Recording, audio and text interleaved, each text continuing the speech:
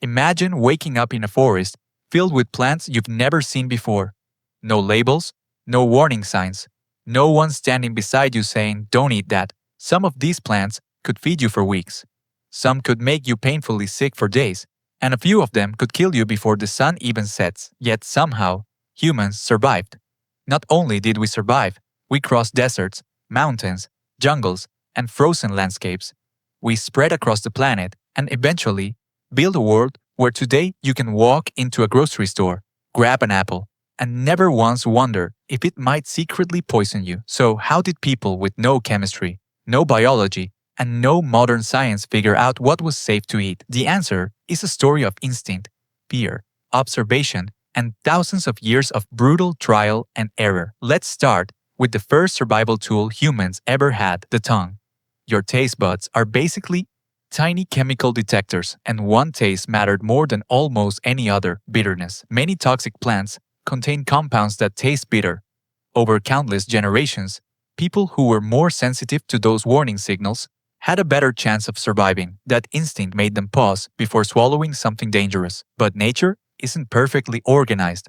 Some deadly plants taste surprisingly mild, and some completely safe foods taste terrible. So taste alone was never enough. It was only the first filter, not the final answer. Humans needed something else, and surprisingly, part of that system may already be built into us. Researchers have noticed that young children often hesitate around unfamiliar foods. Instead of immediately grabbing and eating something new, they watch adults carefully first. It's almost as if the brain comes with a built-in rule: unknown plant, slow down. That hesitation might seem small today, but thousands of years ago, it could mean the difference between life and death. Humans also discovered another surprisingly smart strategy.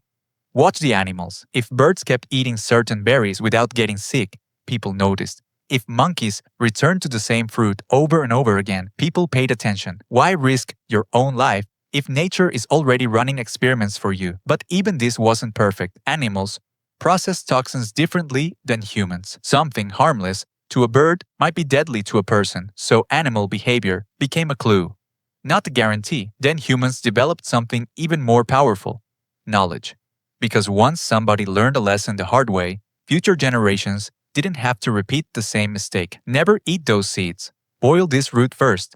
Stay away from that plant. Simple instructions, but behind each one were often generations of hard-earned experience.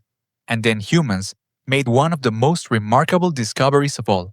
Instead of avoiding dangerous foods completely, they learned how to transform them: boiling, soaking, drying, fermenting. People discovered that certain toxic plants could become safe after careful preparation. They didn't know chemistry. They didn't understand molecules.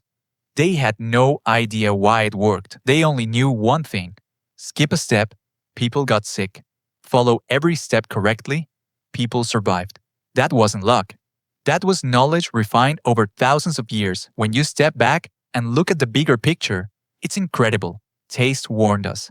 Instinct slowed us down. Observation gave us clues. Communities passed down hard-earned knowledge.